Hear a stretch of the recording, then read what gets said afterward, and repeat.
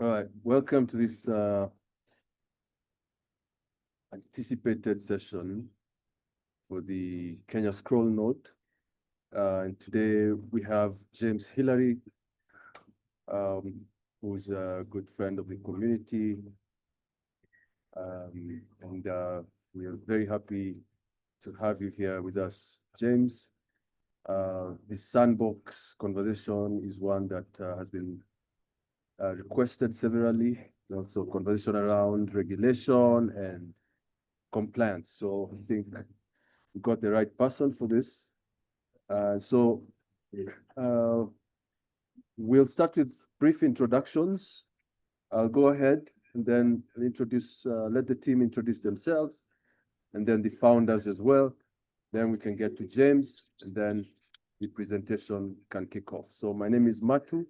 I run programs at Web3 Clubs, and specifically for this node program, I'm running operations, making sure everything is running smooth. So I think I can call up Alan, who can then call up Finn, and then Roslyn, and then the founders can go next. Welcome.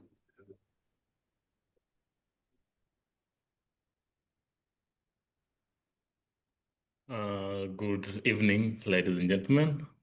Once again, very exciting to be here supporting the Kenya Scroll Node. My name is Adam Kakai.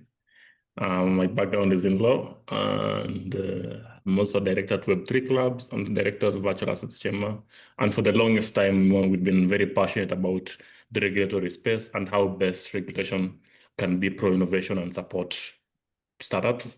And that is why we saw it fit to try reach out to a very good friend from the CMA Sandbox, because of all regulatory agencies, the Sandbox has been very keen and instrumental in at least onboarding projects. And I'm very excited to be here and supporting this whole project entirely. And just maybe facilitating the conversation with Hillary James. And one thing we can point out is that we hope or we trust and we know that this is not the first and last conversation.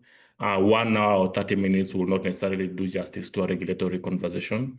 And we hope this will be the first of many engagement sessions. And I'm just making a call here to Hillary and of course community that if we have more of these sessions, we will be able to allow builders build and build compliant products, and also regulators build pro-innovation and pro-builder regulation, and that way the whole industry wins. Thank you very much, Matt, for organizing this. I'll pass the mic over to the next person. Ochi, then Finn.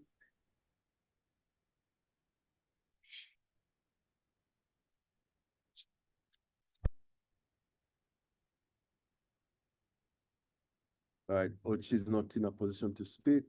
Finn, you can go next.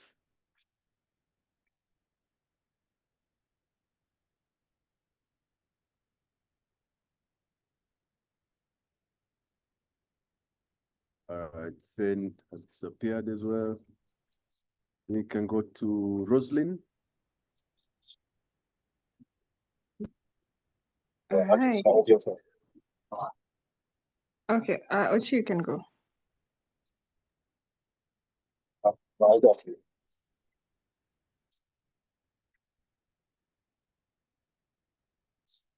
right. I'll get started. Hi, everyone. My name is Roslyn Munizi. I am the communications lead for the Scroll Node. And based off the communication feedback, this is a much needed session. We're really glad to have you here, Hillary. Thanks.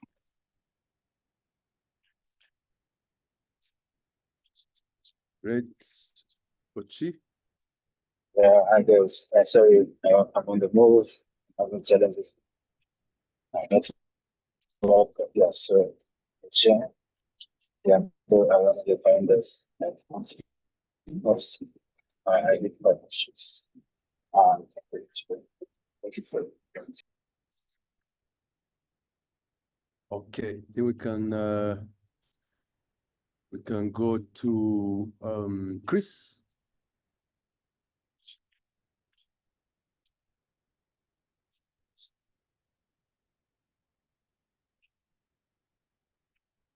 All right, Chris is preparing, and then we can go to Collins. Just introduce yourself. Let James know what you're building.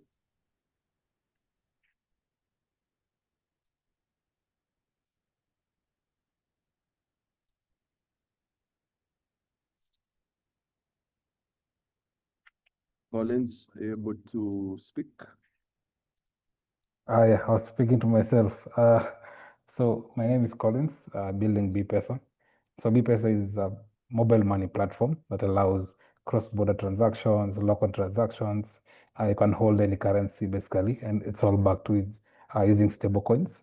And we are looking at we're looking forward to this session so that we get to understand what are the regulatory challenges and that should look forward to and solving as we push to go live. Thank you.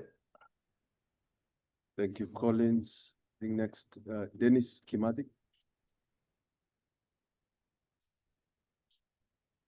Yeah. Hello, everyone. Dennis over here. I'm working on a product called Expendi. And what Expendi does is it helps you manage your finances. So right now, we are all crypto natives. We use crypto on a daily basis. But if you've used an app like Revolut, you realize how easy it is to manage assets, your money, to pay for expenses, to do savings, to do investing. And I think crypto also, you can be able to do that with crypto as well. So that's why I'm working on Expendi. Yeah. Thank you, Dennis. Gideon. Yes, yeah. My name is Gideon Getonga, and we are building BlockUp, which is a fully automated SACCO solution seeking to solve governance within cooperatives in the Kenyan space, and of course, also solve some of the biggest problems that we have within the cooperative sector, especially around share trading, making sure that SACCO shares are able to trade. We are solving the guarantor problem, making sure that you don't need a guarantor within a SACCO for you to get a loan, and of course, the DAO and the DeFi protocol, bridging between traditional finance and the decentralized finance. Thank you. Thank you, Gideon. Ikenye. Hi everyone, my name is Johnston, project lead at Miniland. Miniland is a USDC savings wallet that helps users to use their savings as collateral to get a loan. Yeah, so it's great to have these sessions to get to understand how, regulatory in the DeFi lending space is like. Yeah, great to be here. Great. So, James, as you can see, we have people building across different verticals, from lending to cooperative societies, to some looking to disrupt existing mobile money systems. Chris is building Paylinks, which enables people to receive payment just by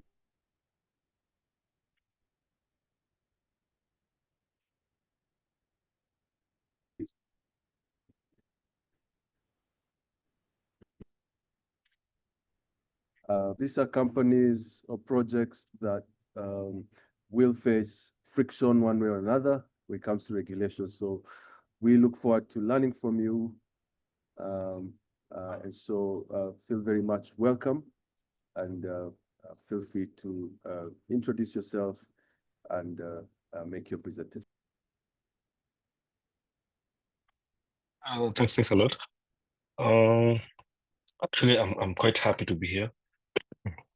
And just to give a bit of some background, once upon a time, I remember we were having hidden meetings because crypto was a scam, and it was an abomination for you to be had saying crypto. I know Wakili Alan can bear witness to that. The fact that we are out here, we're having this discussion. I think this is one time we were hoping to get to. and see it happening. So very happy and very excited to be here actually. My name is James Hillary. On a daily 8 to 5, I work for Capital Markets Authority, but generally I consider myself as a friend to the community.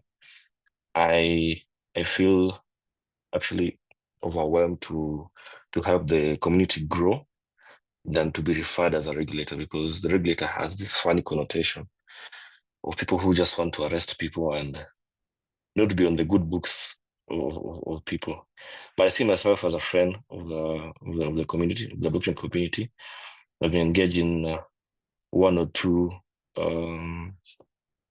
we'd say, community engagements where we sit, we discuss, and somehow translate what we have as a regulator and what now the private sector. So now like the builders that we have currently right now, bridging that gap exactly.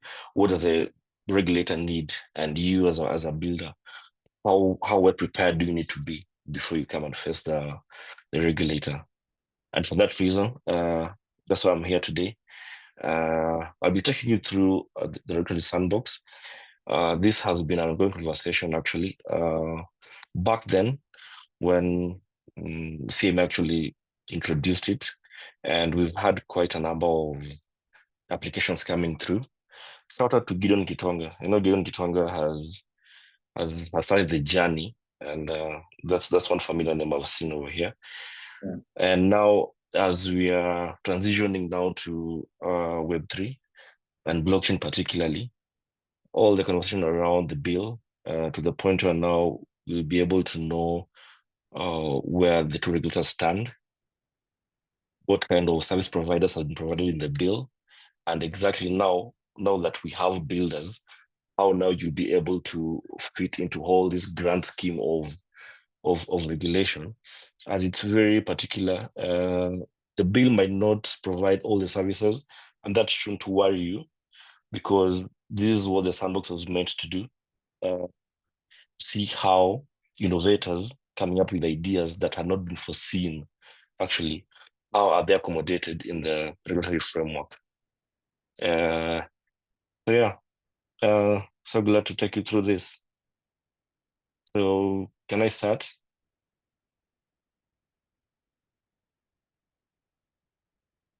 I'll take that as a yes.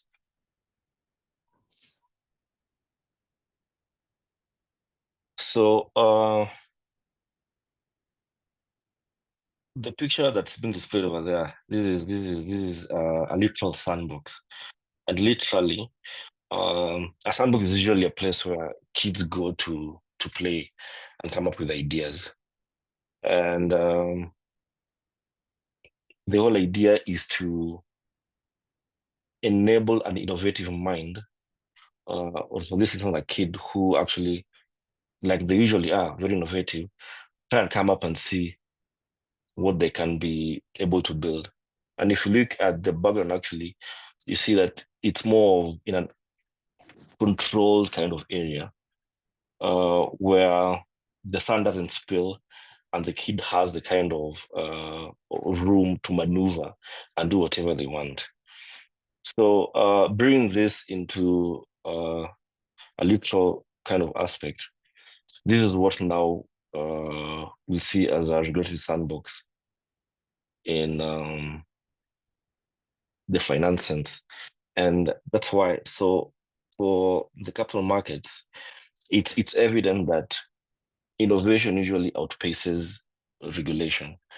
And looking back at where now the Capital Markets Authority was coming from, most of our regulations were based 20 years ago. So you'll find, that a regulation that is being enforced in the 21st century actually was done 2 centuries ago. And for that, it was evident that the regulation was not trying to enable the market, but to some extent stifle the market, in the sense that the kind of new innovation that were coming around, we used to have inquiries of people coming up with ideas and asking, where exactly does this product now lie? And going by us as regulators, we usually refer to the law, which is the regulation. And if the regulation does not allow for that kind of product, then we send you back and say that the regulatory framework that we currently have as of now does not provide for that kind of product. And then that's what necessitated the idea of having a sandbox, in the sense that we're having innovators who are coming with new products, but our regulations are way backdated. So to bridge this gap and to see to it that we can have a framework which can enable new products that are coming into market, then we have a sandbox where innovators can come in, try and build these ideas in a controlled kind of area before now it's released to the general market. And that's how now we came with the idea of the regulatory sandbox. So for a brief history, the sandbox was, the idea was conceived back in 2019. This is when now it was apparent that as a regulator, for you to be able to enable the market, to grow the market actually, and deepen the capital market, you need to have a platform where you can allow innovators to come in and see how they can be able to test their products. So March 2019, this is when it started. So till today, I think it's around 7 years. And as we are moving forward, actually, I'll begin giving you an example of two firms that actually came into the sandbox. And the very interesting bit is, and actually this is where now the builders will come in, the idea that you might be having right now currently, and the idea that after coming to the sandbox and coming out might be totally different products. And I'll give you a scenario. When M-Pesa was introduced in Kenya, it was more of a mobile sending technology. But right now, if you look at what M-Pesa is, actually, M-Pesa is a super app, which does a whole lot of things. So if you are to judge M-Pesa by what it was meant to do, and what it's doing currently, then actually you can miss the point. And this is the whole idea of the sandbox. Your idea right now might be there, but give it 12 months in the sandbox with iterations and being guided on what it means now to take the product to mass market, then these are two different things. So for the sandbox, it's usually, it has oversight by the Sandbox Review Committee. So this is a select number of employees that are drawn from different departments of the Capital Markets Authority that now sits down and reviews the application. So for instance, we'd have several departments in CMA. So like for myself, I sit in the sandbox because I'm in the licensing department. You'll find somebody being drawn from compliance. You'll find somebody being drawn from supervision. You'll find somebody, actually the very fundamental one is regulatory framework. People who now will come and see what we have currently for the regulations and what or how the regulations now would have to be amended, or do we need to have a new regulation around the kind of innovations we had. So different departments, different colleagues. So it comprises of around 18 employees from CMA. So you can imagine. So it's drawn from a whole array of departments in the CMA who now sit down and have different point of views and perspective on what your product is actually about. And so far, we've received a number of, funny statistic, around 90 applications and inquiries. 40 actually made it to the application. And the ones that actually got into the sandbox are around, the standard around 10, give or take, went to the sandbox. And the ones that have graduated will be around 8. You can see the statistic from inquiry, which is around 40, actually 90, to the ones that actually make it to application, because as we'll see here, there's an eligibility criteria and what you'll be needed to have for you to be able to be onboarded. And then now from the people who made the inquiry and made the application, the ones that were actually accepted into the sandbox goes to around 20. You can see from 90 to around 60, and then now 20 who have actually been onboarded. And then as much as you've been onboarded in the sandbox, there are usually a number of outcomes. So there are people who will actually be exited, graduated, who now will go to the mass market. There are others who actually will be discontinued, as we shall see in the slides. And now the ones who actually went to market are actually less than 10.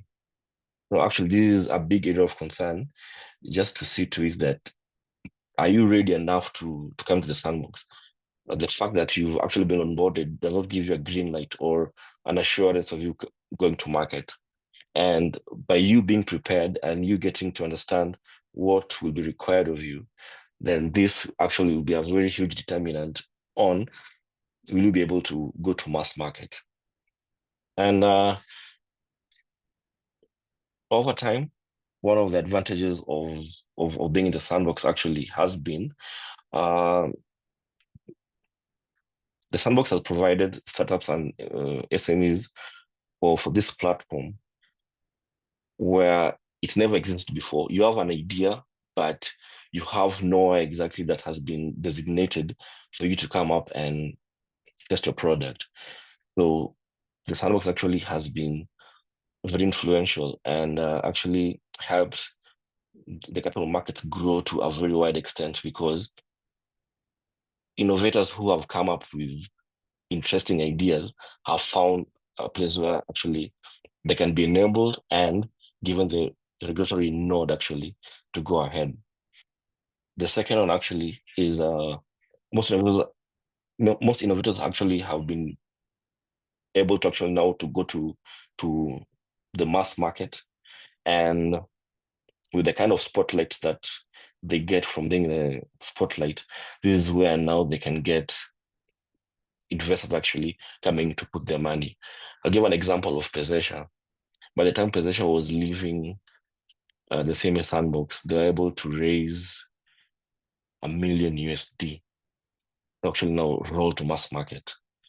So you can imagine, from a very humble and novice idea to the point of being exiting the sandbox over 12 months and getting that kind of funding. And as of now, you can imagine where Pesesha is after going through all that. Then innovators actually have also gotten the benefit of being able to now iterate, because you see, as at now, Collins, Dennis, Gideon, and Gikonyo, you're building out of what you've thought about. But then now, the best part about it is when now you come and interact with the regulatory aspect of it, of what will you be required to do? What does it mean to be compliant? What does it mean to have or sending reports to the regulator so that the regulator kind of knows what you're doing? All these actually you get to understand and know when you get from the sandbox.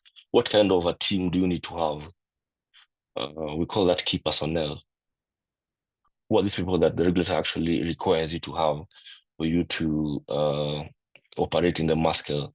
And the difference between you being in a sandbox and you being in the licensing regime is, in the sandbox, we'd say the rules are somehow lessened or less tight, in the sense that you're being guided by the regulator, in the sense of when now you go to mass market, this is what will be expected, as compared to when you're licensed and you don't do what you're required to do by regulations, then now you get to have enforcement actions coming to you, where now you can be told to cease and desist, or a hefty fine can be fined or rather your license can now be, what's the word, revoked. So when your license, actually the regulator doesn't play with you, as compared to when you're in the sandbox, it's more of you being guided and being told this is what you are expected to do. And then now, over time, and I'm glad looking at what the innovators are working on, and it's more on, I can see BPESA is transactions, I can see Expendi is investing, I can see SACCOs and savings as a collateral. So back then, one of the key roles of CMA actually, and now that we lie in the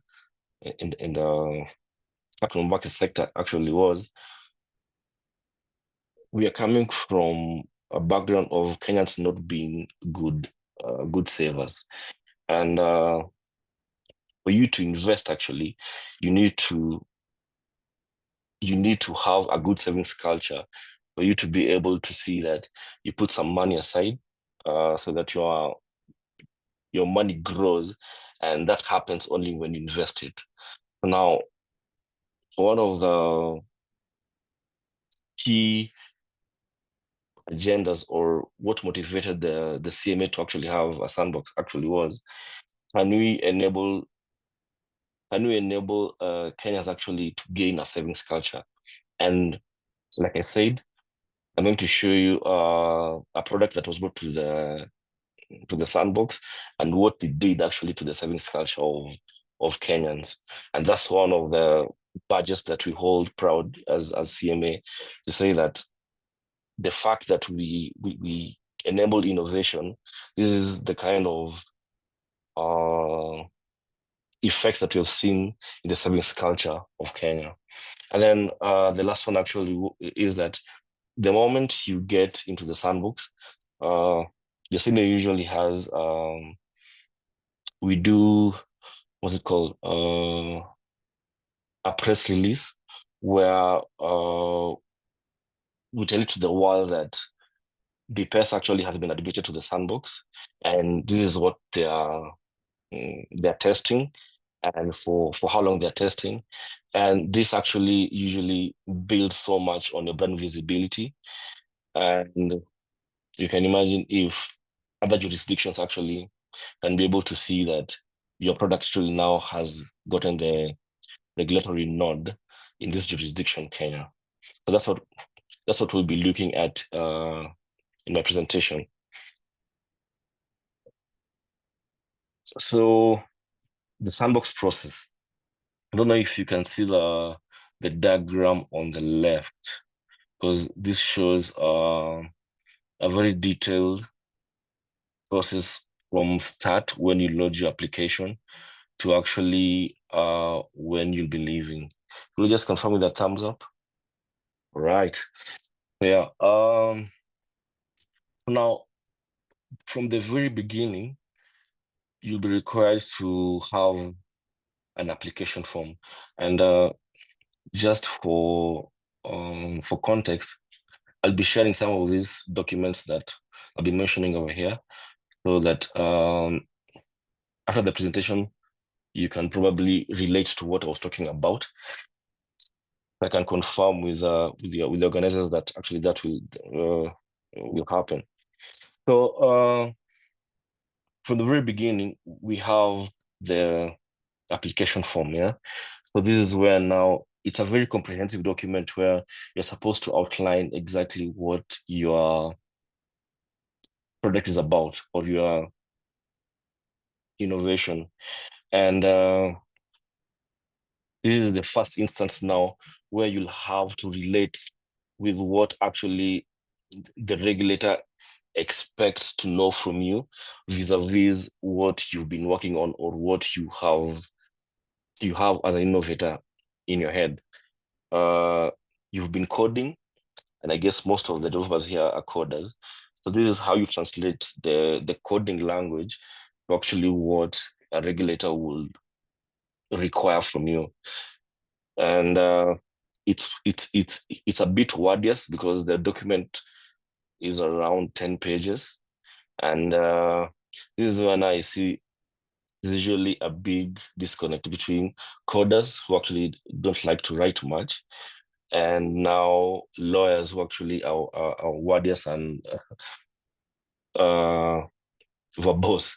And this will actually, I'll really encourage you guys to, as much as you're building and you might be one or two coders, this is the right time where you should consider having a lawyer in your team. Because now, as you're walking through the lawyer, through this whole process, the lawyers have this training or this kind of magic where they can translate something that is very like a sentence and have it like a paragraph. And this is when now it comes in handy because the application form is a bit wordious. And the right person to actually fill it and translate what you're trying to do vis-a-vis what the regulator requires is a lawyer. So after going through the application form, where now you'll submit, as at now, we submit via the email. I think the email will also be provided at that point.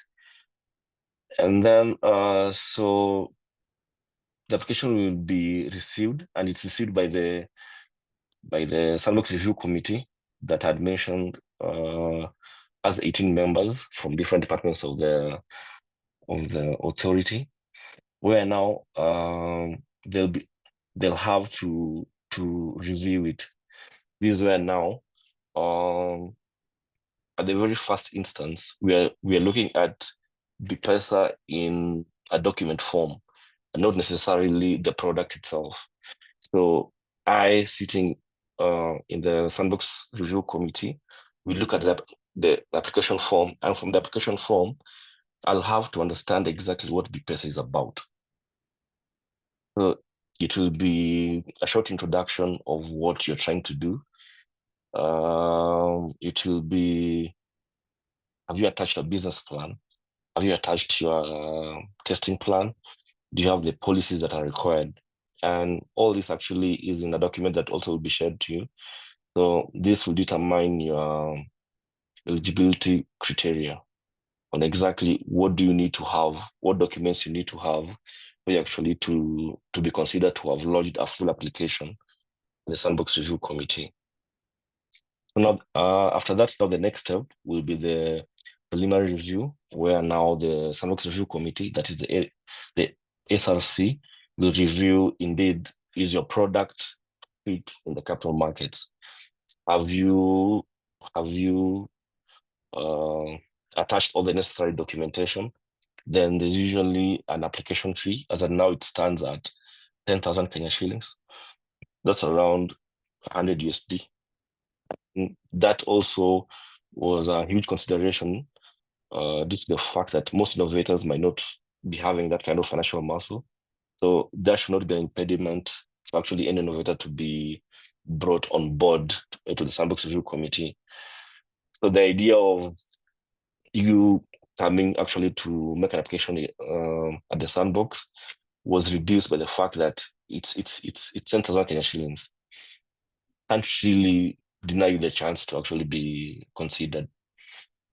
Then after the preliminary review is done, which takes usually 1 to 14 working days, then now there'll be a discussion by the Sandbox Review Committee on actually what the project is about.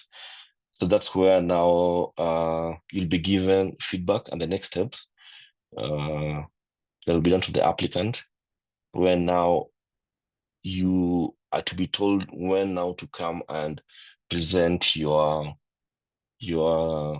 products now in front of the Sandbox Review Committee. So at the very start, you realize that you make an application via email. There's no contact. So the contact between the innovator and the regulator actually is the application form. So now after the review has been done, now this is the point where now the regulator will invite you in person to come and show exactly what your product is about. And again, I'm going to advise, this is a point where you need a lawyer again, because innovators will be talking a lot of code and technical stuff. Lawyers have this magic where they now twist that and actually have it in a language that is relatable to the regulator. And because you'll find most of employees in CMA are lawyers, because actually CMA is about dealing with law, most of the case. And lawyers now talk to their lawyers and they understand each other. So again, you might need to have a lawyer friend with you as you're coming to meet the regulator. Then after that, so you'll be invited over, then you'll show how your product works. There'll be a series of questions back and forth, because now you might want to understand that this is how you manage you're imagining your product will work, and this is how now the regulator expects, or the kind of safeguards that the regulator usually has for them actually to allow any product to be brought on board. So this is where now you start interacting and trying to understand this is what will be expected by the regulator. So after that, now there's usually a relationship manager that's assigned. So a relationship manager is a member of the Sandbox Review Committee who now will be specifically assigned to your application. So now, like Expendi, you'll have this one particular person who you'll be having a one-on-one discussion with. So if, let's say, at the point where you had the meeting with the regulator and there's something that you're told to go check on, or something that you need to have go and provide additional documentation or something of the sort, now this is the person who will be actually making that to be easier, as now you'll be having a one-on-one conversation with them, and probably also providing you guidance on what you'll be expected of you and probably what the next meeting will be. Now, instead of now dealing with the regulator as a whole, now you'll be having this relationship manager who will be particularly assigned to your application, as at this point, to the point where now you shall have graduated from the sandbox. And then at this now, at the SRC level, now this is more of an internal process. There's something called a fitness and probity assessment. Again, lawyer language. So just like I told you, as much as you're building this product, there are requirements that you shall have to undergo as an innovator, and one of them is having directors. This is a bone of contention, but in the past, this is what was required. I know on the virtual assets bill, this was something that was being contended, and we had to see what the final decision was about. But in the past, it was required of you to have directors and also key personnel. And at this point, key personnel was chief financial officer, there was a compliance person, there was an auditor, the round four, compliance, CFO, auditor, and CTO. Right, CTO. So what fitness and probity actually means, you as a director of, let's say, Expendi, and your key personnel, the individuals that I've mentioned, the regulator needs to understand what's your character, where have you worked before, and in these places you worked before, have there been any criminal charges against you? What has been your conduct so far? And again, more of a reference check, which is usually standard practice when you're going to look for employment anywhere. I don't know if you guys are familiar with that, but in the employment world, that happens, where now somebody has to check exactly what kind of a person you are. And with that, so usually required to provide addresses of your referees for the key personnel and directors, where now the regulator will send letters of reference checks to these referees that you had provided. And once they send back and they actually talk about your character and they can stand by you, then it's a green light. So that's more on the internal side than for you guys. And then after that, so now there'll be the final meeting where now, after you have provided all the required documentation and the business check has been done, then you'll be called one final time after now understanding what you are required to do and you've provided. Then now you will be required now to take the Sandbox Review Committee for an end-to-end kind of demonstration. So for instance, you're talking about the circles to the point where a customer comes to your door to the point where now they can be able to save your circle. Can you take the regulator through the whole process? I think I've touched that by mistake. Yeah, so just take the whole committee through the whole process and they get to understand. And also this is a point where now your tech needs to work.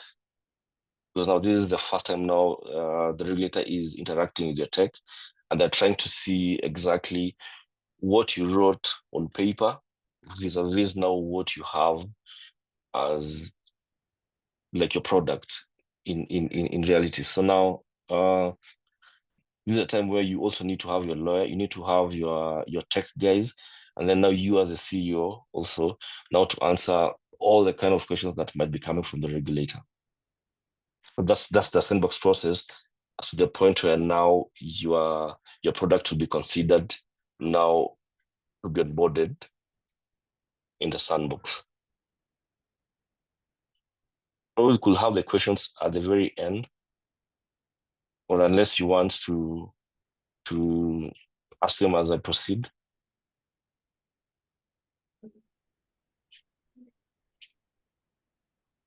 Yeah, I think this I is a proceed. good time. I think it's a good time to gauge the room. Guys, are there any clarifications or any questions at this point?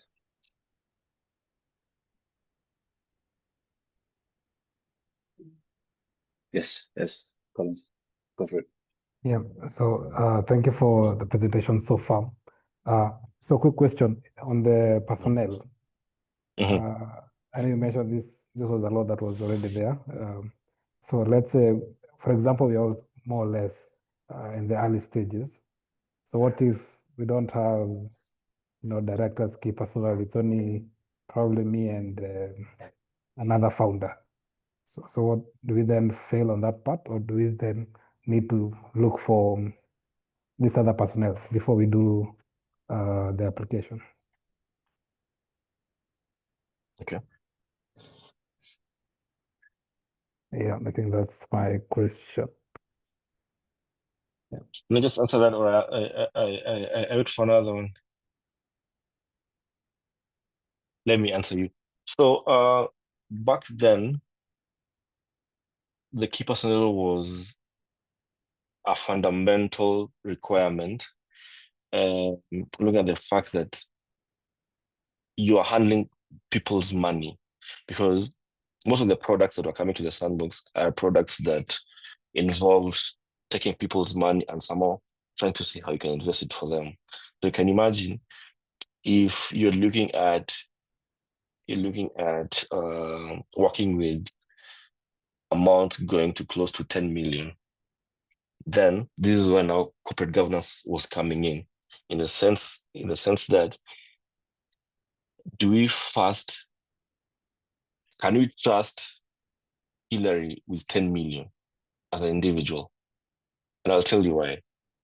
We are coming from a situation where if you guys know the story of Nakumat. So Nakumat had directors, yeah? And these directors, they went ahead and took commercial papers. So this is where you go to the public and then you get money. is somehow used to run your operations and see how you can return the money to the investors with some kind of interest. So the CEO and the directors, because they didn't have corporate governance, they were able to take client money and use it, but not for the business, for themselves. The CEO was buying Ferraris in Mombasa. They bought houses in Dubai, and the directors were getting loans that were not sanctioned by the entity. And the laws will tell you what it means for fiduciary duty as a director. Now, after a year, now, because they're taking money from the investors, they're not able to pay them back.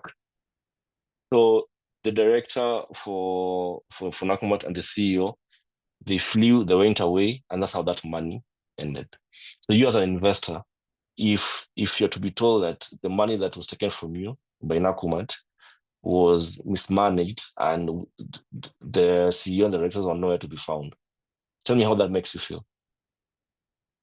So now you are now on this other end where you are the CEO of let's say B-Pesa, right? Back then, that was one of the safeguards that the regulator used to have, in that do you have corporate governance in the sense of there's a board of directors that oversees what the CEO and the managers get to do. And client money is ring-fenced in the sense that there's no way that a CEO can be able to take clients' money actually without the approval of the board and having very clear instructions on why are you withdrawing the money from the bank account. So this is more of a safeguard than stifling kind of requirement by the regulator. Just looking at the fact that you're handling people's money. That's back then. Oh, Hilary, but I right think you now, want to mute. I think you muted, bro.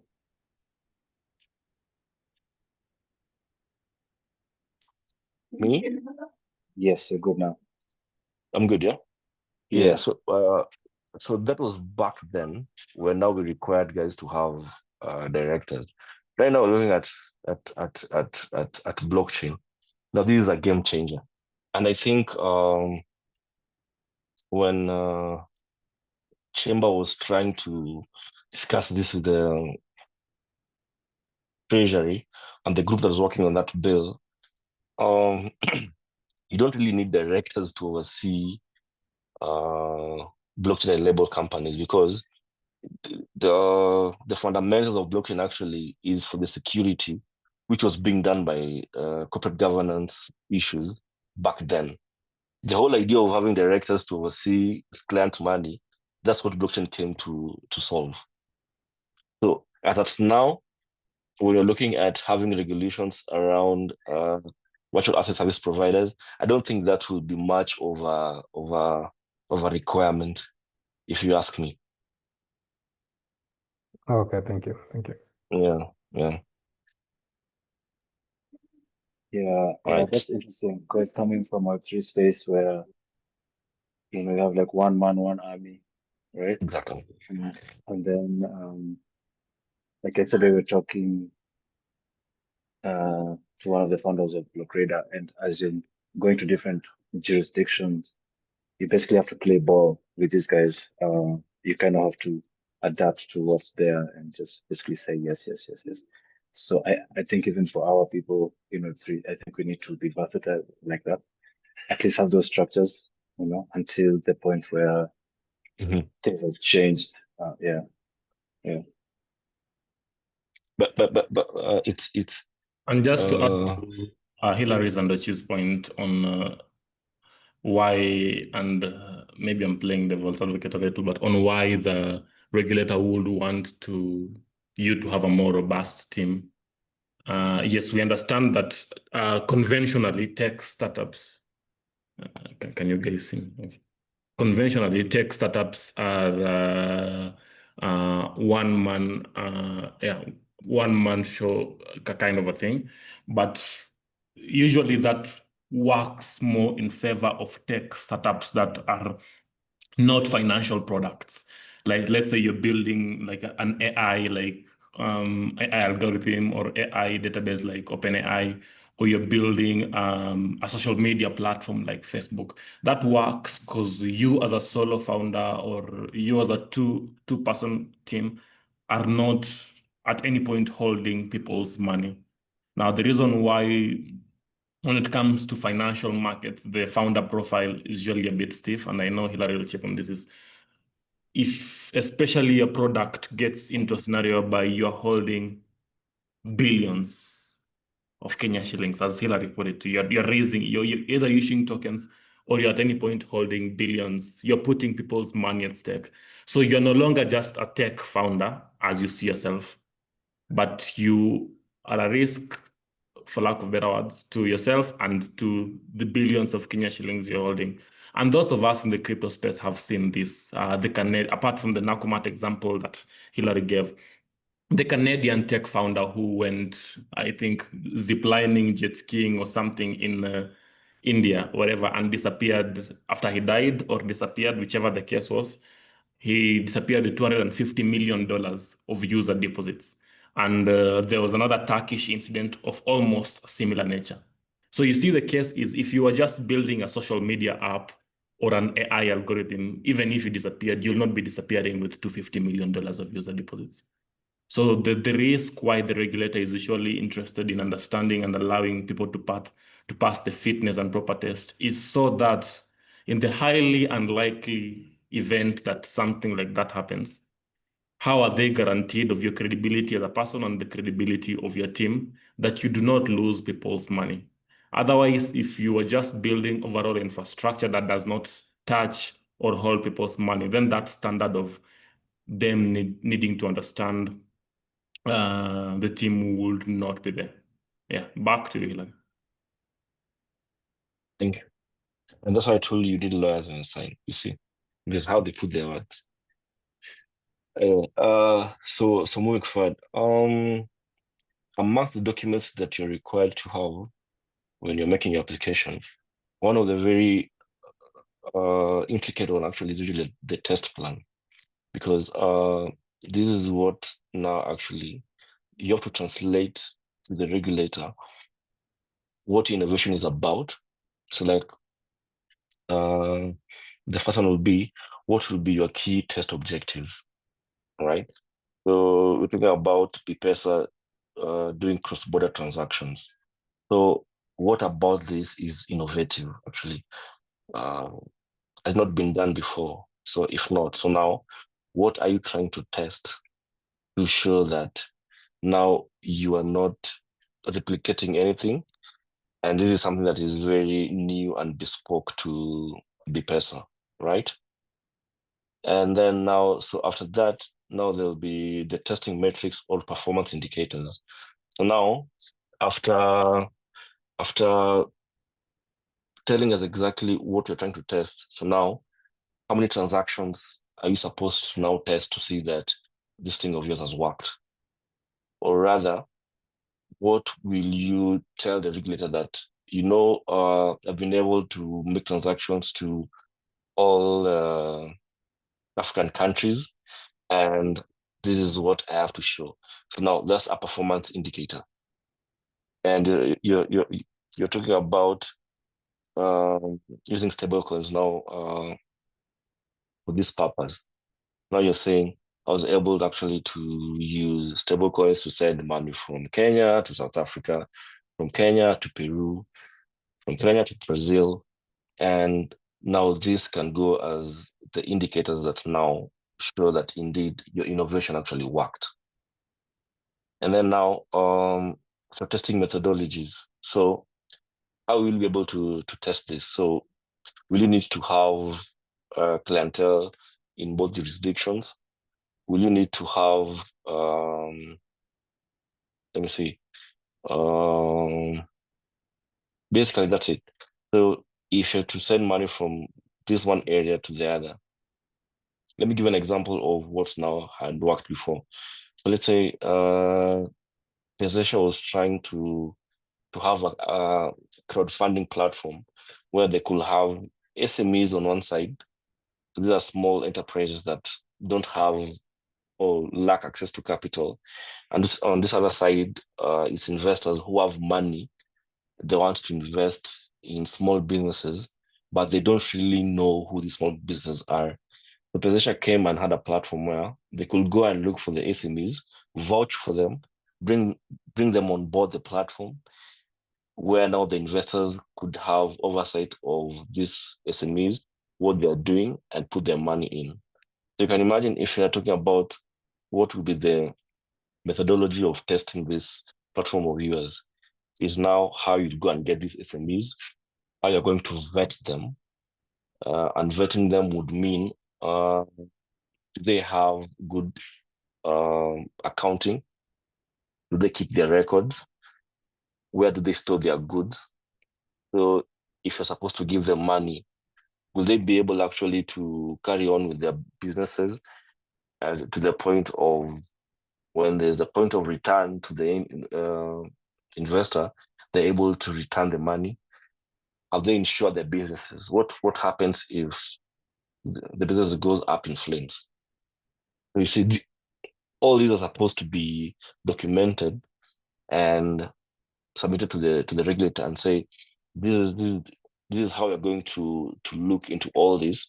This is how you're going to cover all the angles, and just to make sure that our tests now actually will be able to be taken over through the 12-month period. And now I'm very sure if you go to the tech world, you have that kind of lingo.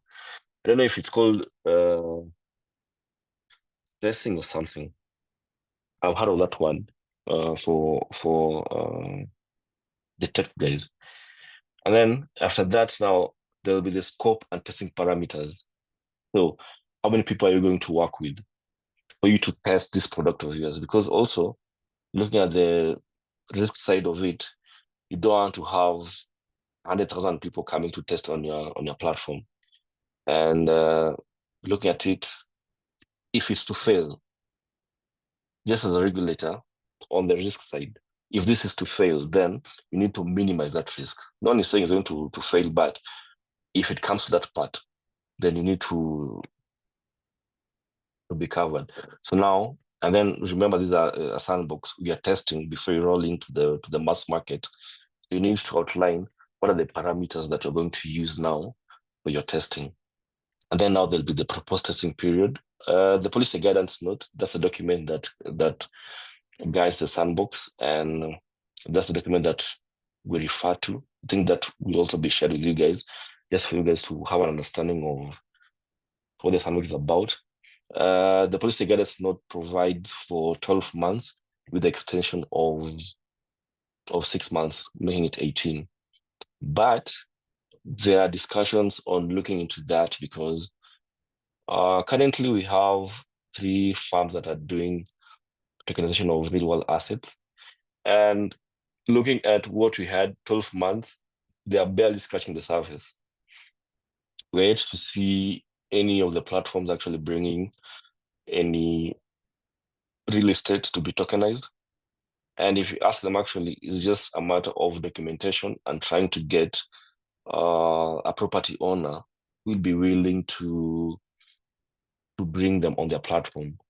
Then also there's been a case of leasing, because there's something called if you have many buildings and then now for the apartments, there are subleases. That also has been an issue. Just trying to have that in place has taken over 12 months. So we're looking at 12 months and no one has actually been able to have any real estate platform, any real estate on the platform to tokenize. So the 12 months actually right now has to be rethought.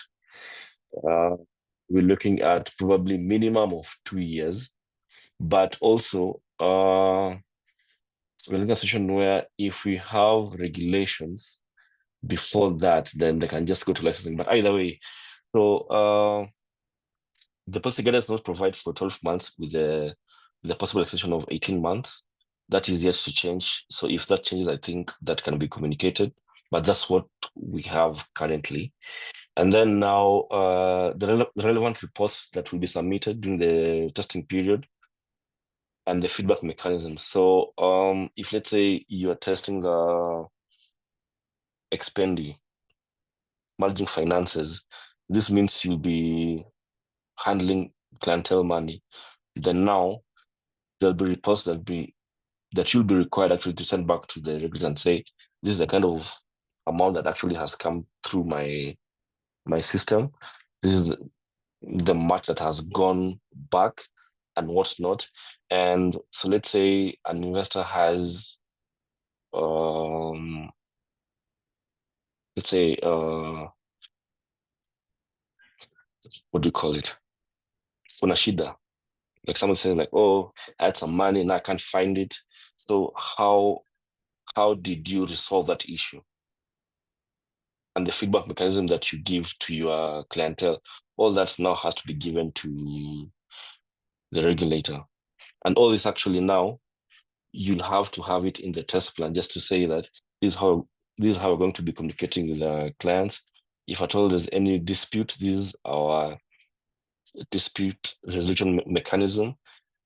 And the steps that will be taken for any investor actually to be made to feel safe or something like that. Then safeguards and remediation measures, this is just how you're going to deal with the risk mitigation. As simple as that. Yeah. And then now with the testing plan, we talked about the testing period, and then so now this also now the documents that you will have provided here will determine now how the regulator is going to supervise and monitor your operations in the sandbox. And this is where now you'll be required to provide monthly reports during the whole testing period. And this is where now the regulator will be able to actually have oversight and see exactly what you're doing. And are you within the parameters that actually you had said and provided for in your documentation, they're going to be limited within. And then now after this, so now the testing plan actually is one of the documents that the regulator uses to see and determine how long you're going to be in the sandbox. And after the 12 months, based on what you had provided as your key test objectives, your performance indicators, your testing methodologies, as now you'll be nearing your exit or graduation, then now this is the yardstick that will be used to determine did you really achieve the objectives of the sandbox. And like I told you, there are options to leaving the sandbox, which is graduation.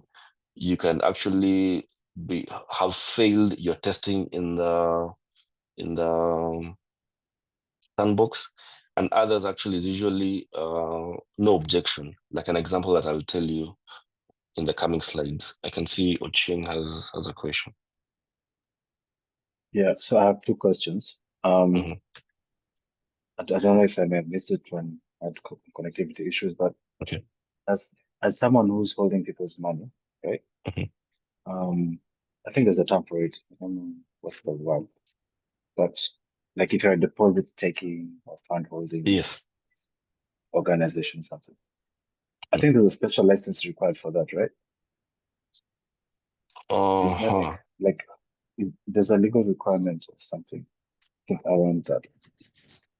It depends on the context, because what we have currently, people who hold clients' money, we have fund managers. And for fund managers, the kind of securities you had is that you need to have a trustee and a custodian. So custodian will be holding the funds physically, and then the trustee will be overseeing how the custodian is using your money. And the fund manager actually will just to be issuing out instructions on where the money is to be invested. So you see, these are three players, but we're talking about somebody who is holding money. So yes, you give your fund manager the money, but the money will go to the custodian and overseen by a trustee. So for example, like in BPESA, BPESA will have agents just like M-Pesa. And I guess, so someone is depositing money maybe to a BPESA agent. So in that case, is there a special license that BPESA would require to operate? Are there, like, I guess, structures around that stuff that maybe he needs to develop, or even Expendi, for example, Expendi is basically taking deposits, holding funds in smart contracts, and then guests can then swap and spend those funds. Are there any regulatory concerns that structures that guys need to be aware of for this round of? Because so far, a lot of guys in the Web3 are really operating under the radar, right? Like they're not really flagged because they're not doing crazy volumes. But is that something that guys need to be aware of in preparation of such scenarios? Okay. You had two questions. That's the first one, yeah? The other question is, if you basically like drop out or don't pass the sandbox, does the sandbox allow guys to apply again for maybe a second round? Thank you. For the first question, and I invite Wakili Kakai to jump in at some point. So what has transpired with the tokenization of real estate, and Gideon Gitonga actually can attest to this, yeah? We require them to have custodians, and custodians who actually are in the traditional finance. Personally, if you ask me, that is actually doesn't hold any water, because the custodians don't even have the tech actually to plug in with potential platforms to oversee all this, because the idea was, or actually what we are borrowing from the previous applications, is that the custodian is supposed to oversee the tokens. But if you ask me, that's what Ripple that offers escrow accounts is supposed to be having. And looking at the virtual assets bill, there was no provision of escrow accounts as a service provider. Kakai, could you confirm that?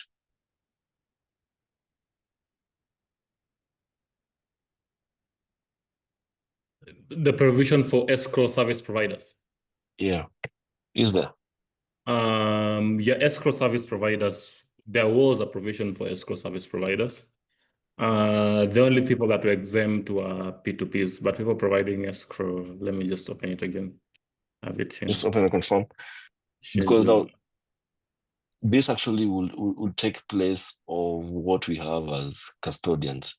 So now you see, like for fund managers, let's say if you're to go to CIC to invest your money in a money market fund, CIC will not hold your money. Your money will be held by another custodian, which is a bank.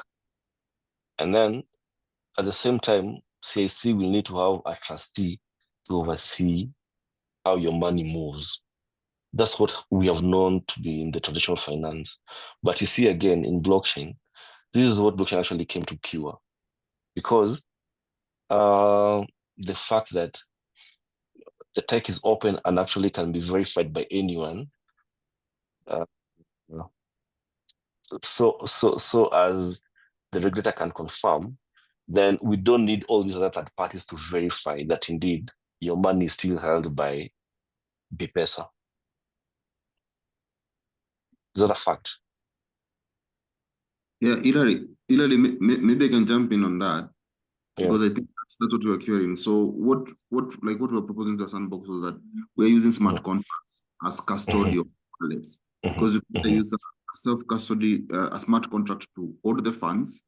If someone is doing a pre-sale, so you have issued an asset, a real estate project, and you're doing a pre-sale, before you eat hard cap, because initially before you eat soft cap, the money has to be within the custodial smart contract.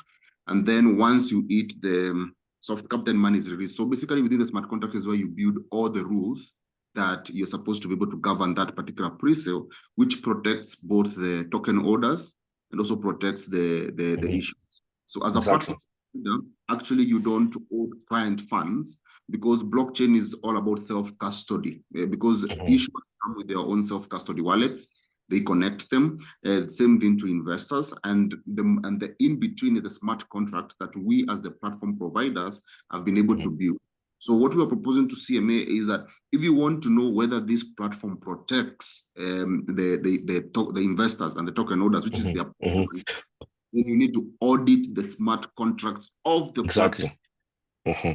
So that eliminates the need for any physical custodial partner. You don't need a bank to hold anything, because there's no money they're actually holding. You don't worry about PSPs who are providing payments doing on-ramp and off-ramp, because they don't actually hold anybody's money. Once you on-ramp, money is in your self-custody wallet.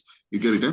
And therefore, the trustee for us was coming in to oversight the assets, the real-world assets, because now you're actually moving assets into a trust when you tokenize it. So they're oversighting the assets on behalf of the token holders who are a beneficiary to the trust company that was created to hold the real-world assets on behalf of that. So, for example, in our business now, the only entities that is involved with the trustee, and then we have smart contracts custodial wallets that actually are the ones that manage the issuance process and the pre-sales. Thank you.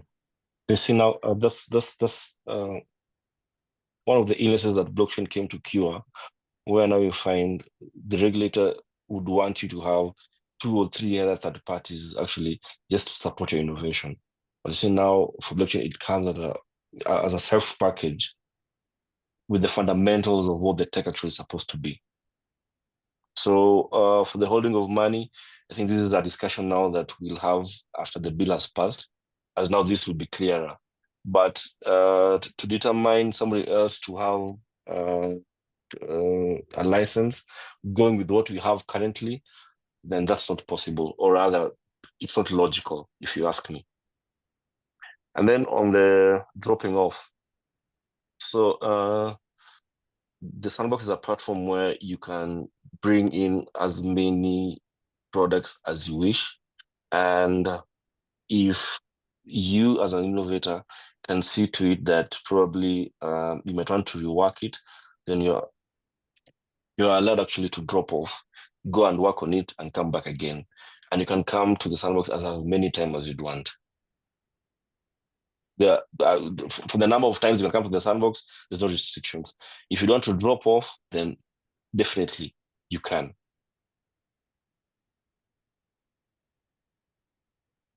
Mr. Cheng. Fish? Yes, 100%. I'm following. Yeah.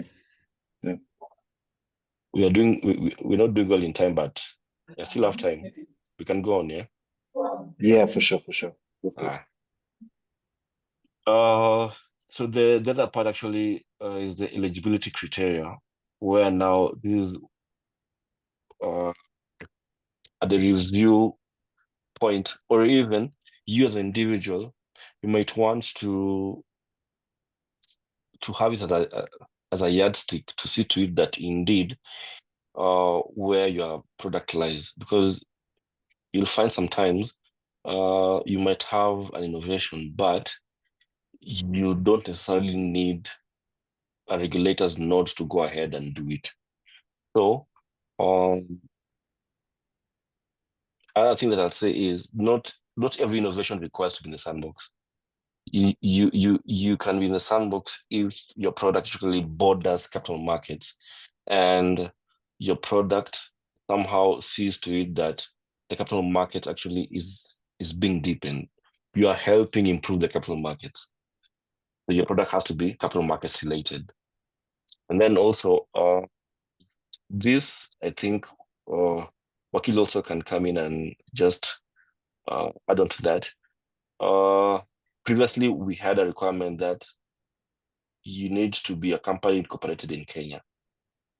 So, as at the time you're coming to make an application, so BPESA initially was required to be a legal person. that's a company that's incorporated in Kenya, and you will show this by your CR12. Again, your lawyers will be helping you with that.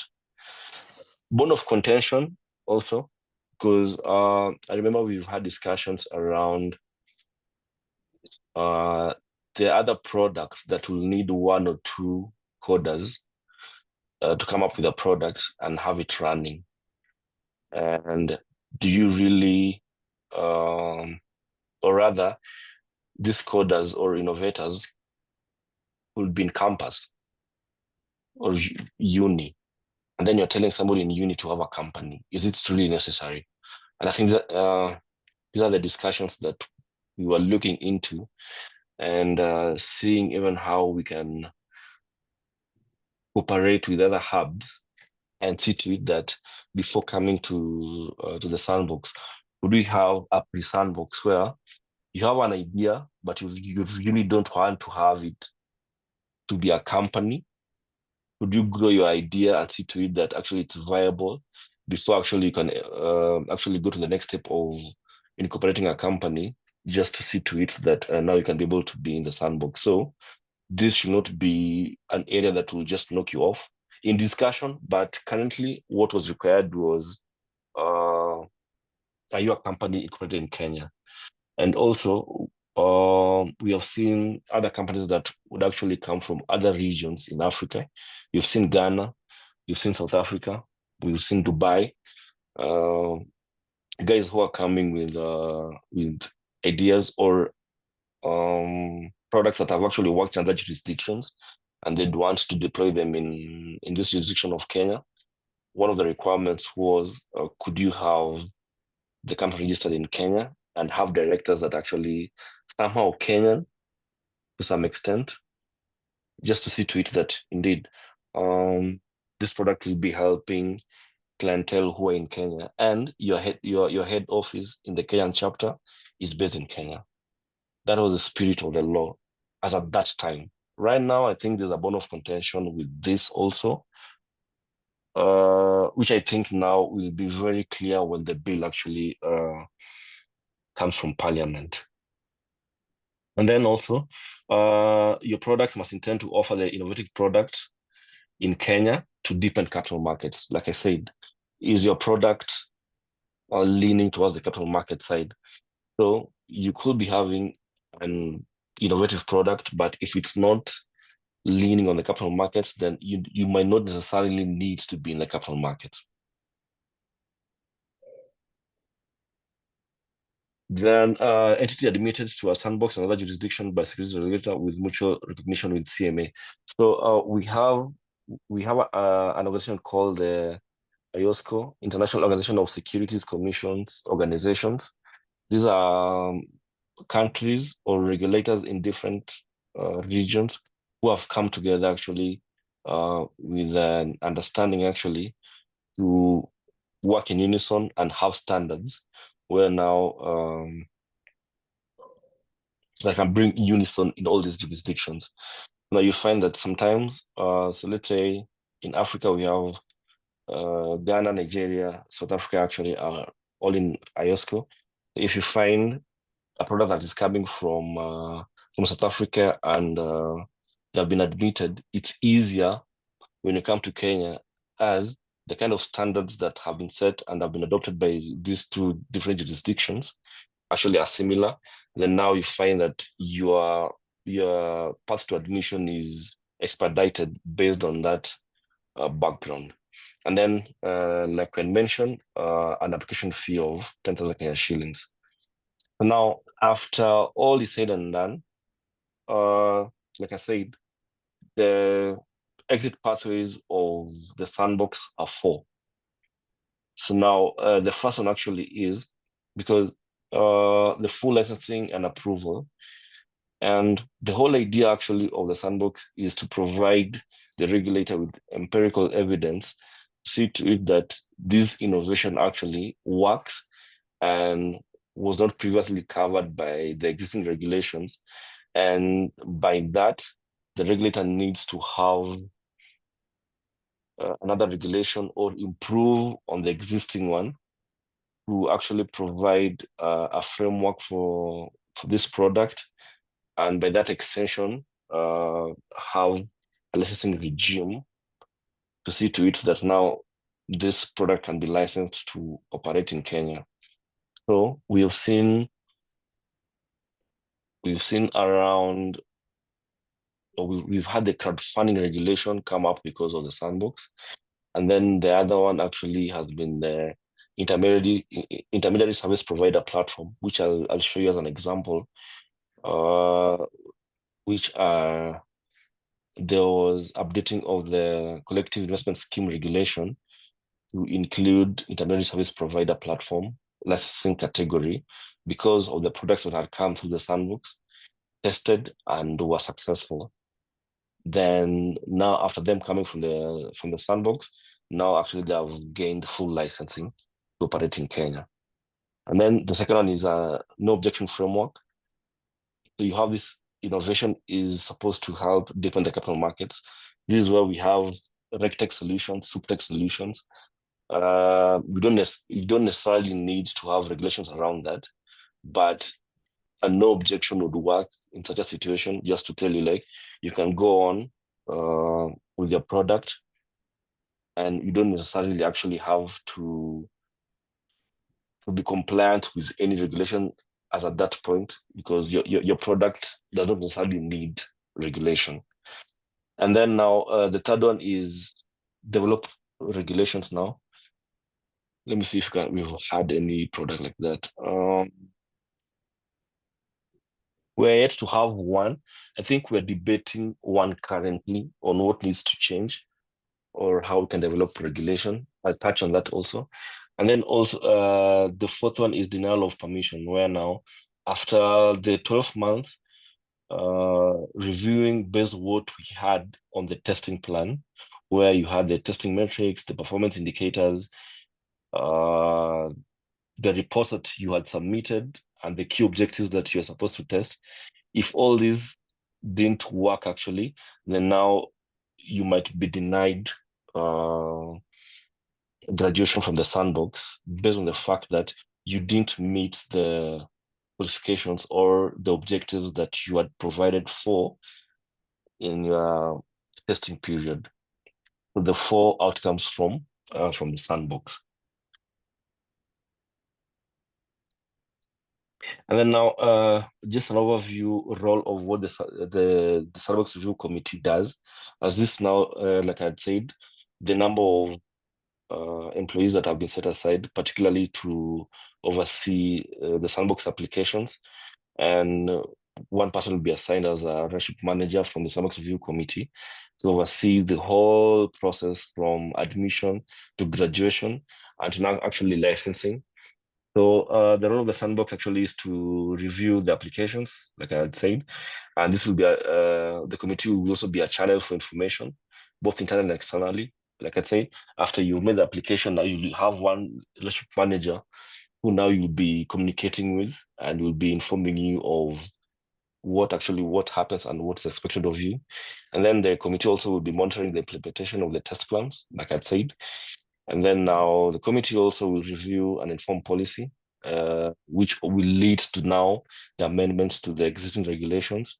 If your innovation actually necessitates regulation actually being updated, then the Sandbox Review Committee does that. And then the committee also provides support and technical advice when required. There's also feedback and inquiries from, let's say, other stakeholders. It does that also. And then the committee also works with innovators to build appropriate consumer protection safeguards into new products and services.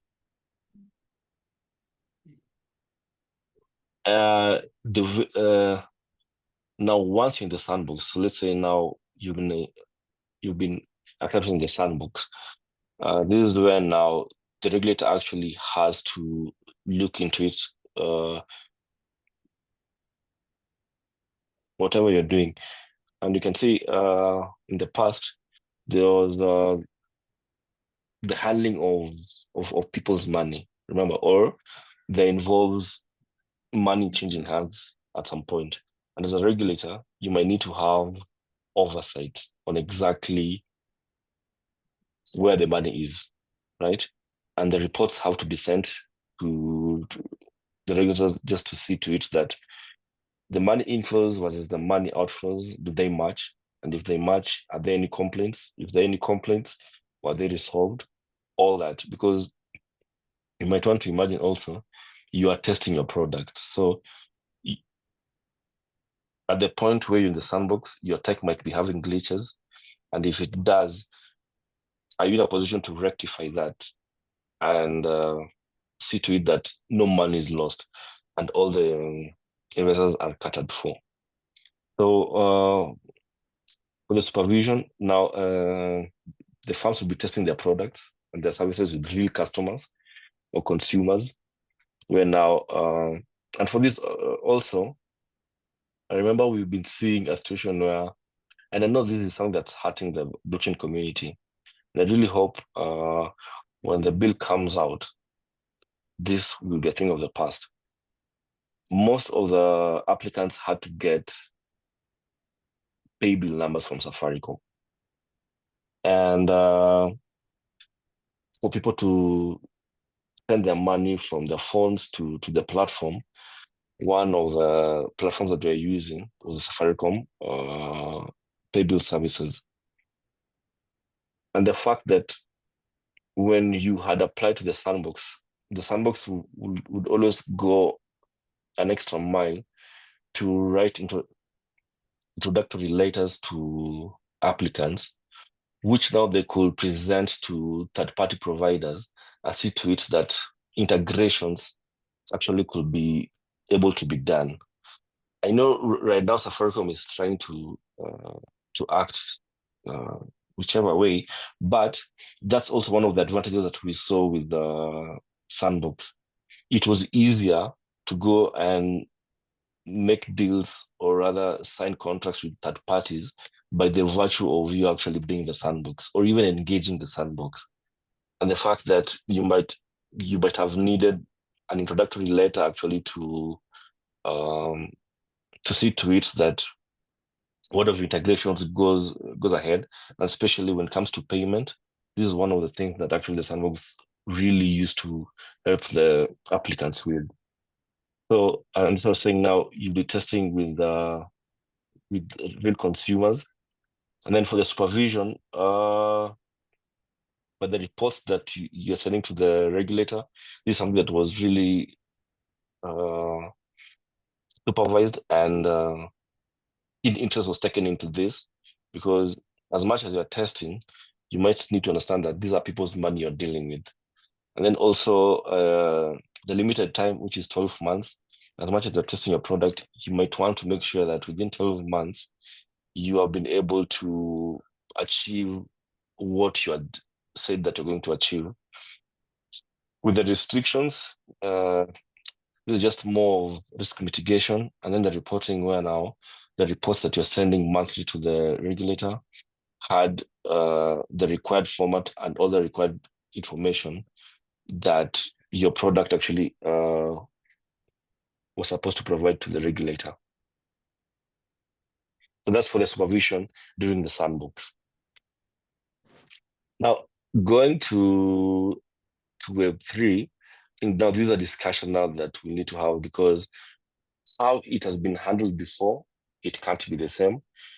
These are ongoing discussions, and we've seen providers coming with solutions of having digital sandbox. It has been successful in Ghana.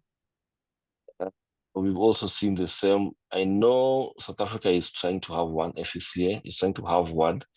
So Kenya definitely will have to jump on that train, because what we've been doing before, where guys were sending reports, can't really work when it comes to Web3, and especially matter supervision. So this is more of what was being done back in the day, vis-a-vis what needs to take place now that we're talking about Web3 and blockchain. Now, we've talked heavily on the testing plan, which documents exactly what you'll be needed to have in your application form that I'd also mentioned before. over and above that, there are other documents that you'll be required to have. So one, like I'd said, the application form. And then the other document that you'll be required to have will be the certificate of incorporation to show that you're a legal person, a company incorporated in Kenya. And then there'll be reference letter from other regulators. This is if you're coming from another jurisdiction, like I had mentioned. And then certified list of directors and shareholders, fitness and property that we had mentioned before. Then CVs for all the shareholders, directors, and key management personnel. Outline of the business model. This is the business plan, which also for innovators, I think it's correct to say that these are things that now you might need to be familiar with. If not, the lawyers now come in handy in trying to see that you have a business plan. As much as you're coding and you might not be well conversant with this, then you might need somebody in your team just to see to it that you have a business plan, and a business plan actually is according to standard. Yes, according to standard. And then a projected plan and clear strategy for exiting the sandbox. So as much as you are testing within the 12 months, do you have the strategy to go to mass market? Once you get the approval, once you get the green light, are you in a position now to expand to the whole of the country? Do you have the plan to expand to other regions like Uganda, Tanzania, South Africa, Ghana, Nigeria? But that also needs to be one of the documents that you're submitting. The test plan, as I had mentioned before, and then the safeguards and remediation measures. So these are just the risk policies that you as a company you're having, or an innovator, your product. And this is something that actually you can do, because this is more technical than what we have said before over there. Any questions from that? Yeah. So okay. No, nothing from me. Oh yes, Pablo. This Pablo. Yeah. Hi, James. Hi, Pablo. I'm looking at CVs for all shareholders, directors, and key management personnel. So, what are the red flags you look for in somebody's CV that would make you not to include them in the sandbox? Like I said again, the regulator is not out to get you. There are no red flags. What we're just talking about is we are trying to understand so if somebody is saying they are CTO, then your CV definitely should outline where you have worked before. Do you have the qualifications? Do you have the education background for being a CTO? Or if you say like you are the head of finance, do you have an accounting practicing certificate? Are you a CPA? So if I can jump in there, isn't the whole point of a sandbox to allow people to test? Because Mark Zuckerberg, I'm sure if he submitted his CV when you're starting, or anyone else for that matter, would have not made it. So, I mean, a lot of these guys are startups. Okay. So actually, you've answered my question in a way. But I think even what Alan had mentioned, like this is a capital markets sandbox. It's not just in. Yeah, Ochi, thank you for recapping that, because one thing we need to appreciate is, as much as there's a comparison being made with Mark Zuckerberg here, Mark Zuckerberg's product was not asking people to give him billions of shillings for him to hold. The danger here that is being navigated, Pablo, is that aspect of, say you want to launch a product with no CV, no face, and nothing.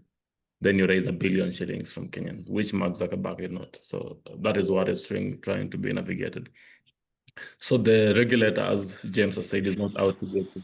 The regulator just wants to satisfy themselves of the competence and credibility that this person launching this product can be able to handle 1 billion shillings in consumer transactions.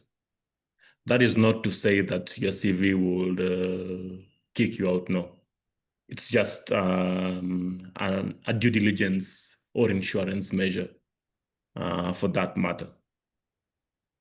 Question of whether or not, because the CV question, so I think I have been able to answer Pablo's question. It's an insurance way, strategy for the regulator. The only question I had for now, James, in addition to that CV question that Pablo has raised, is how does the sandbox distinguish between academic qualification and credibility? Because we all know in this 21st century, credibility and academic qualification are two different things, in the sense that I'm a crypto lawyer, for instance. I have not gone to any law school or any university. For that matter, they don't even exist where somebody gets a degree in crypto law. Same to someone like, for instance, Collins or Pablo.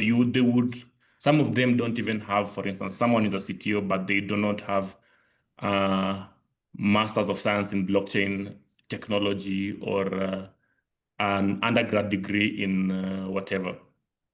Undergrad degree in technology. But in terms of competence and credibility, they've been able to demonstrate that competence and credibility. And case in point being, you'd see some founders, for instance, I'll mention our good friend Felix of Kotanipe. He's a founder of crypto startup, but he has a background in medicine. And Kotanipe was able to get FCA approval in South Africa. And I think the same case speaks to, and I think that might be one of Pablo's concerns, speaks to a lot of founders here. Some of them have an accounting background, but they end up being CTOs. Some of them are second year, third year, campus paused the education to focus on building. So in terms of credibility and meritocracy, by all means, they surpass that. But in terms of a reflection of the academic qualification, that doesn't really reflect well. So maybe, Hilary, can clarify the distinction between how the sandbox looks at credibility over academic qualification. So also just to contribute to that, like, I think we're just speaking from a point of PTSD and trauma. I think Hilary is saying these guys are not out to get you, right? So if you are saying that you're a CTO, right, then you definitely know something about tech, right? So I think, okay, so this is just my assumption. I'm getting, if you can demonstrate maybe through past experience, you've worked for company X, Y, Z, you've achieved ABC for them. I mean, that is what a CV is. I mean, it's basically just saying, okay, this is what I'm doing, this is my current role, and this is what makes me qualified for that. So that's just how I'm looking at it. Sorry, Ocheng, please allow me to jump in. I think it would be more useful for the sandbox, because it's supposed to be somewhere where you test ideas. So before you actually allow people into the real capital markets where they can actually get access to $1 billion shillings, isn't that the whole point of the sandbox, to actually test the idea and see what the legal ramifications would be for a product before you start testing with real money? So that's why I was just a bit confused with, if it's a test place, if it's a lab, if it's supposed to be for experimentation, I was just wondering then the value of all this due diligence, if you're not even going to be dealing with real money. Actually, people in the sandbox still deal with real money. Maybe Hilary can correct me on this, but people who go to the sandbox are people who already have a product and they want to pilot a product. So let's say you have a product that does lending. Now you want to do a practical pilot case of that lending products with actual users and actual money. That is that is the test plan Hilary mentioned, is when you're going to sandbox, you even share the test plan on how you intend to do the pilot. But you raise a valid point. If, for instance, you don't want to deal with real money and you just want to explore regulatory approval, the question will be to Hilary, can somebody make that declaration in their test plan and say, hey, I'm just in the sandbox to do the test, and as part of my test plan, I'm not going to interact with real money and real users. I just want to get the experience of legislation. So on Pablo's question, is that a possibility? Quite much so. And the issue of CV, I think it's rubbing guys the wrong way. You need to understand that at the time you're saying you're the CEO of the person, then you need to identify yourself. Probably if I indulge you, how well will you introduce yourself to the regulator? Which document can you use? Let's just brainstorm. If you say, okay, this is Alan Kakai, this is he is the CEO for Wi-Fi, and you want to introduce yourself to the regulator, just like you'll have a LinkedIn profile, what document would you use? If not a CV. Because the CV, you see, we're saying a CV, we're not saying, tell us exactly where you went to school, tell us exactly what you've been doing. Just give us a document that says, this is Alan Kakai.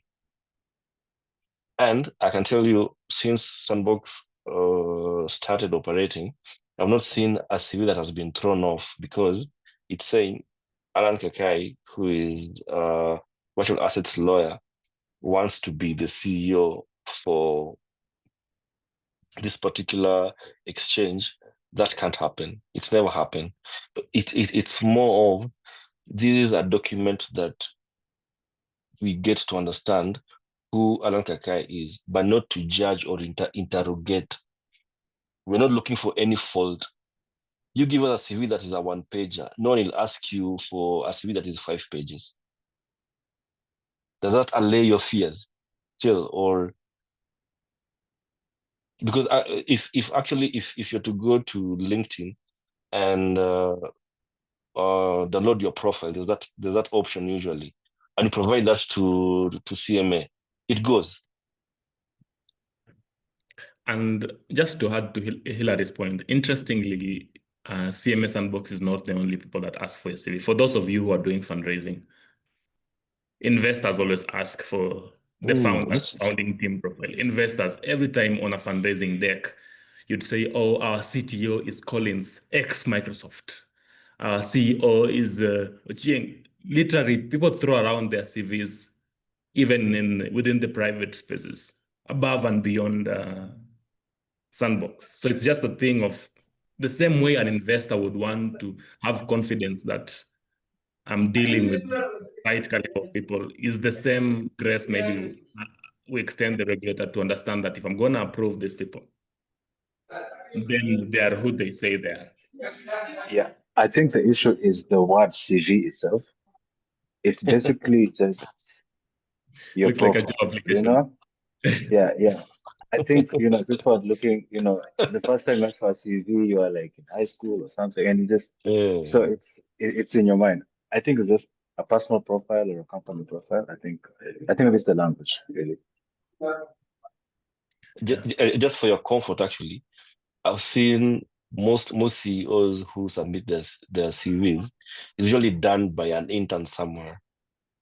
It's not even them who do their CVs, but it's just that it's a requirement. And then also, you need to understand that for the regulator, there's usually just checklists, and these checklists are derived from the regulations that we have.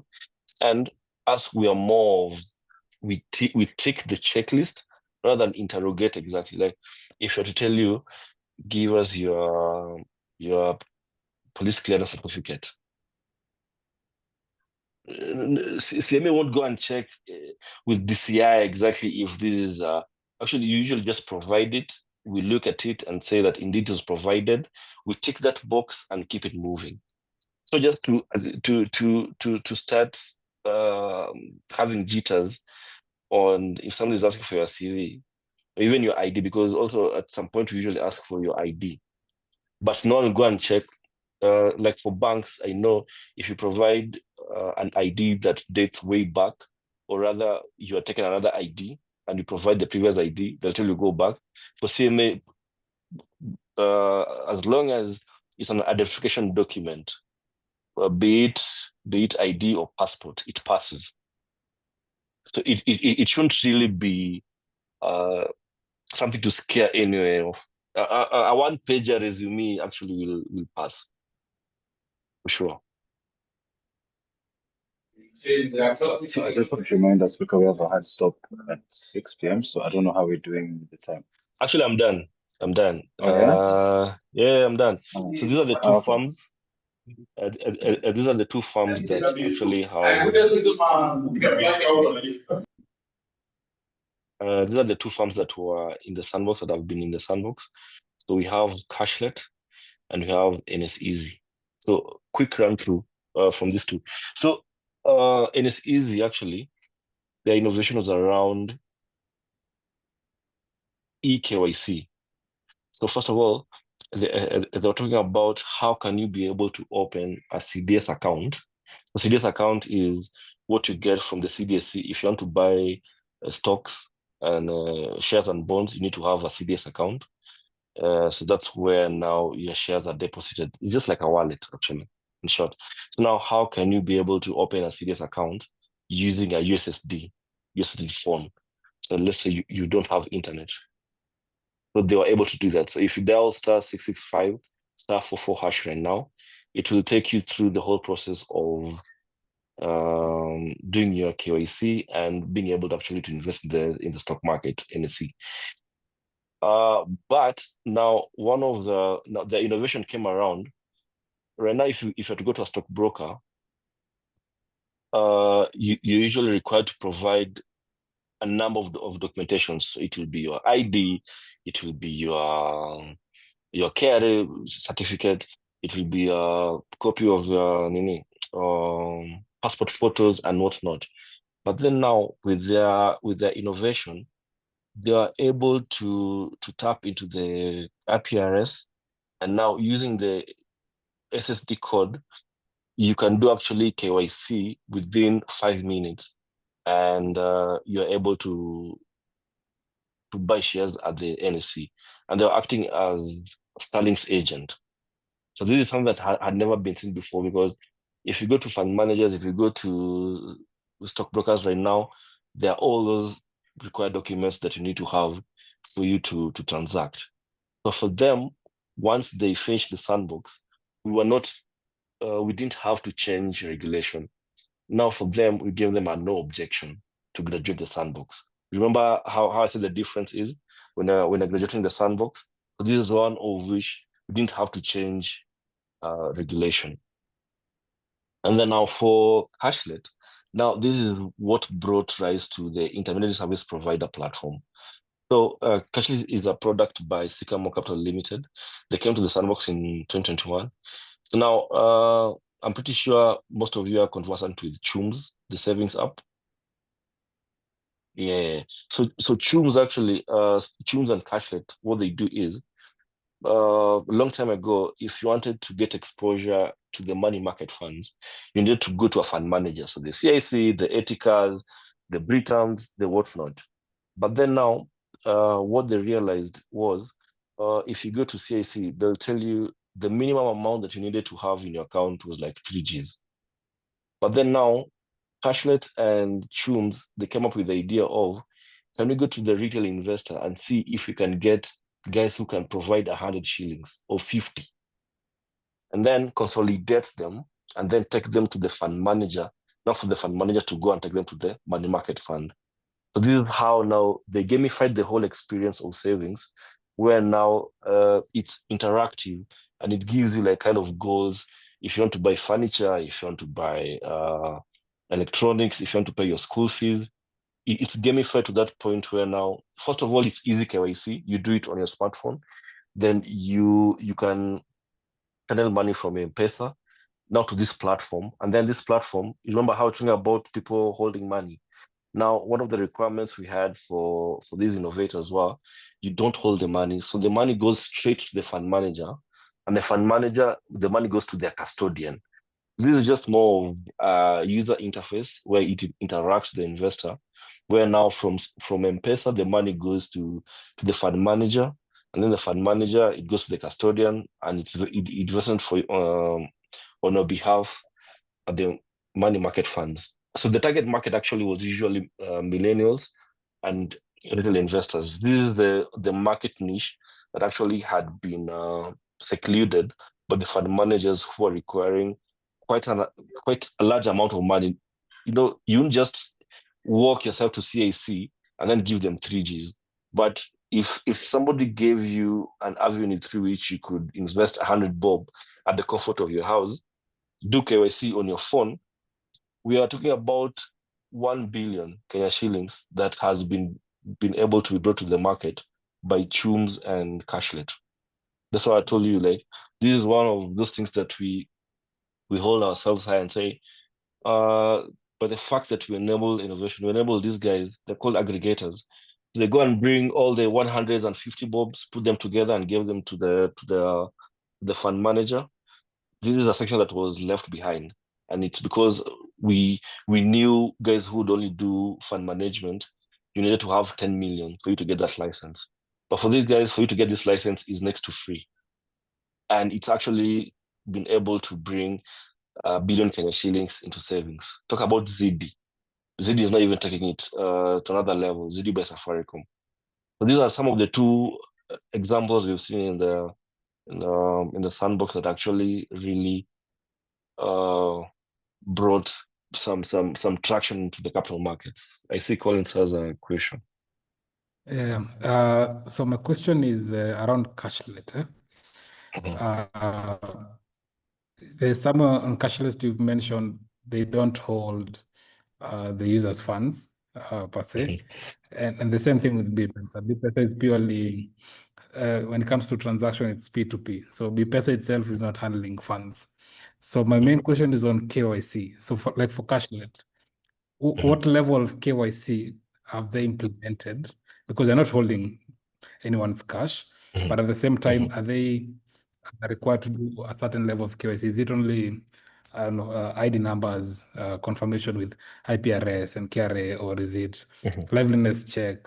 That because BPESA, we are more or less transaction-wise the same as Cashlet, no holding funds, only facilitating.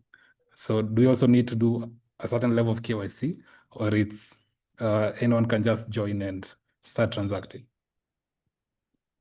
Actually, what you're seeing for Cashlet, they engage a third party to do the KYC, and it's because you're doing it over a smartphone. So it's not just the usual ID. There's usually you go to an extent, or even fingerprints. You even have to go to an extent of providing a picture with the ID. Yeah, but now because they're acting as an agent to Starling, as much as they're doing KYC on their side, is it Starling? No, it's not Starling. It's Etika. Sorry, Starling was for Fast Future. So for Etika, they also have to do their KYC. So as much as Cashlet does their KYC, there's also another level of security where Etika also does their KYC, because when you send the money, not the money goes to Etika. So Etika will know you as their client. So does Cashlet knows you as a client. So both Etika and Cashlet will have to maintain you on their database as their client. So both actually do their KYC. Okay, so it's not tied to transaction. It's more of no. You need to know. You need to know your customer. Yeah. Okay. And in the case of Safaricom, the M-Pesa account, is it like the limit transaction per day? Is it tied to the KYC done, or is it regulatory based, or is they decided this is the limit we're going to handle per day? Is there any limitation from a legal point? It's regulatory based, and especially if you bring in the laws at this point, this is where now AML comes in. AML actually is a very big issue, because I remember one of the questions we had to ask them is, how do they deal with politically exposed persons? How do you deal with, let's say, guys who are on the sanction list? So now, and that's why I said they have outsourced third parties just to make sure that all is looked into, because AML is one of those green conversations that we can't hide from as of now. Okay. So that means as long as you have the basic KYC, then it just works. Yes, unless you get to higher amounts where you have the AML and the politically exposed, Exactly. sector. Yeah. Then also you need to look at it from the point that they were trying to deal with the clientele that had been left behind, which is the retail investor. These are people who have 50 bobs, 100 bobs, 200 bobs in the M-Pesa. Yeah. They're not going for people who have or who want to invest 100,000, because these are people who initially will go to the fund manager directly. Yeah. But then now the small denominations people who like have it in the M-Pesa and want to like have it quickly. So, and that's why they targeted the millennials, Gen Zs, and the retail investors. These are people who mostly will find them engaged in their smartphones. Okay. Yeah. Okay. Okay. Thank you for that. Yeah. And with that brings me to the end of my presentation. Yes, Larry. As you can see, tunaona maswali hapa. From these guys On the like the guys who don't show the CVs and CV mnaleta utatanishi. Pablo kwanza ameona hapo sasa hata ataingia Sandbox sasa ikae. Sandbox. Pablo. Sema Ochieng. Yes. Sasa sisi tuna CV yako. Mtatuma tu oyuyu. Yeah. Sahi natuma. Yes, to bring your products to and then get to understand what the regulator needs. As in, there are many other things that you'll be required to do more than a CV. I think AML is more of a bigger issue than a CV, if you ask me. So Henry, I'd like to give a warm thanks for making the time. I'm super grateful. As you can see, these are issues that really touch on our industry, given how new it is and for this one and navigator space. So I think if guys have more questions, we can put them together and share with you. If you're open to doing maybe like a more Q&A session, we're happy to facilitate that as well.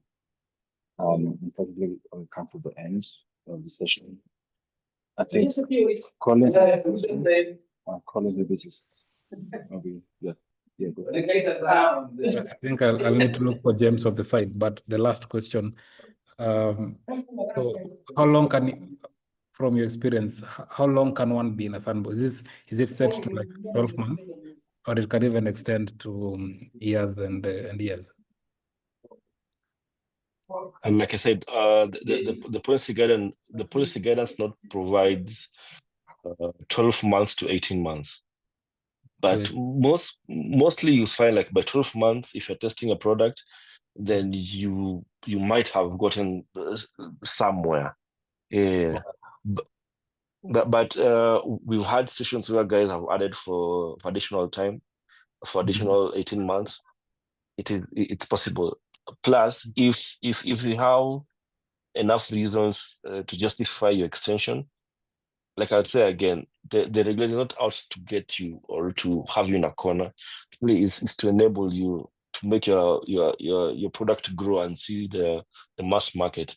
If you have the numbers I've talked about, what the ISPP has brought into the capital markets right now more than ever, the regulator is more willing to help innovators rather than stifle and try to see to it that we're out to get you. Yeah. Oh, okay. And can two products in the same, maybe both in the same sandbox, be of the same, providing the same service? So will it be a matter of how best they provide the same service, or you can have two products doing the same thing in the same sandbox? We had Cashlet and Chooms being in the sandbox at the same time. You see, just because you thought of an idea, it doesn't mean that no not any other person can come and think of the idea as much. So now, if 2 or 3 of you come with the same innovation, but they're different entities, legal persons, then why not? You can. So we don't judge the basis of admission of products in the sandbox because of the existing ones. We judge it by the fact that this is something that is new and it has been brought by person X. And does copyright overplay? Yeah. Sorry. One would say it's almost like how CBK would issue banking licenses to Equity Bank, Cooperative Bank, Stanchart, and they're all banks. Or how lending apps like Branch, Tala, and Wells get a lending license. So they will treat you as a different company, not as a right of first application kind of thing. So that's my contact. I'm usually available for any queries. You drop a text, drop an email, call. I'm usually ready to have at it, pick our brains, and see to it that you get what you need. I'm usually available. Thank you.